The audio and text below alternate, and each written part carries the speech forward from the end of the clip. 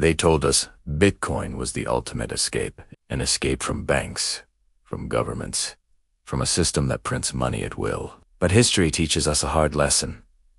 True freedom is never free. When you strip away the rules, the referees, and the regulators, you don't always get paradise. Sometimes you get chaos disguised as opportunity. Welcome to The Financial Historian, where we explore the collision of money, power, and the past, because nothing is ever as simple as it seems. To understand Bitcoin, you have to rewind to 2008, the year trust collapsed. The financial crisis revealed the global economy as a fragile machine. When Lehman Brothers fell, the world saw that the people in charge had lost control. Central banks printed trillions to save the institutions that caused the crash, while ordinary people lost everything. In the middle of that breakdown, a user named Satoshi Nakamoto published a 9-page white paper, Bitcoin, a peer-to-peer electronic cash system.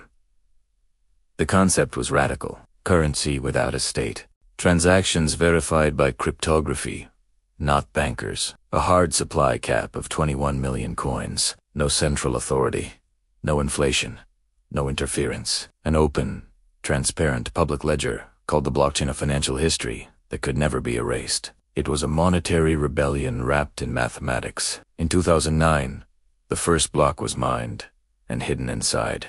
Satoshi left a text. The times 3 Jan, 2009 Chancellor on brink of second bailout for banks. It was more than a timestamp. It was a statement. So what is mining? It's not digging dirt, it's solving complex math puzzles. When a computer cracks the code, it adds a block of transactions to the chain and earns Bitcoin. This is how the network breathes. Thousands of machines competing and verifying without a central boss, no government, no bank. Just code. Early adopters fueled the movement. Libertarians and programmers traded coins for fractions of a penny. One man even bought 2 pizzas for 10,000 BTC.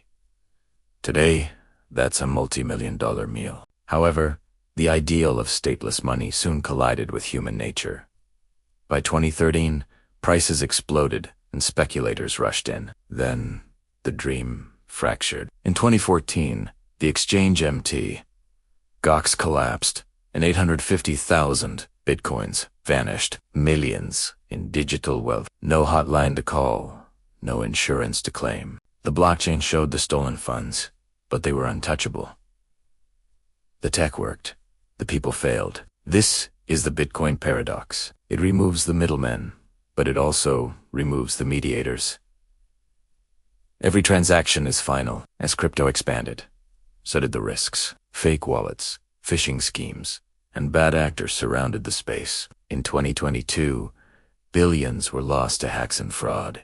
The addresses are public, but the identities are ghosts. You can use a hardware wallet for safety, but it demands total responsibility. Send coins to the wrong person, and no device can save you. The trade-off is stark.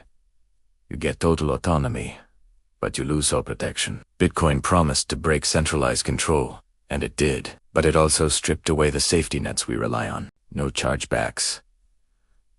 No customer service. You own your money, and you own every error.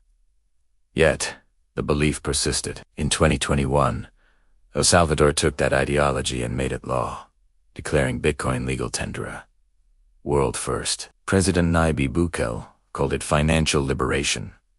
But reality is hard to code. Most citizens preferred the stability of cash. When the market crashed, the country's portfolio took a heavy hit. Protests rose, and the IMF warned of instability. The experiment proved that even a stateless currency requires trust to function. While nations struggled, a different power emerged online. The whales, wallets, holding massive amounts of Bitcoin. Today, a tiny percentage of addresses control a huge portion of the supply. A few entities can sway the price of a decentralized asset. In traditional finance, market manipulation is a crime. In crypto, it's often seen as strategy. Bitcoin was built to minimize human corruption, but humans built the market around it. Bitcoin can't be inflated by governments, but its price can be influenced by those with enough capital. It's not always decentralization. Sometimes, it's just a new hierarchy. By 2025, the price has surged again. This time is different, they say. But history rarely changes. It just wears new clothes. With the political landscape shifting, promises were made to make America the crypto capital. In the absence of clear regulation, risk often masquerades as freedom. This is the inescapable reality of Bitcoin. It succeeded in freeing money from control. But the result wasn't a utopia. It is a world of absolute responsibility. In the old world, if a bank fails, there are courts and insurance. In Bitcoin, the blockchain records the truth, but it cannot enforce justice. The community says, don't trust, verify. Control your keys. They are right. But that isn't financial freedom for the masses.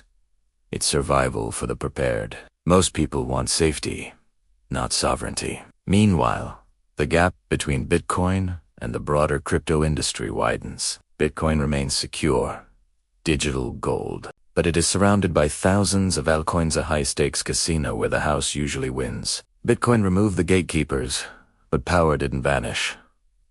It changed form, from central banks to central holders, from policymakers to algorithms.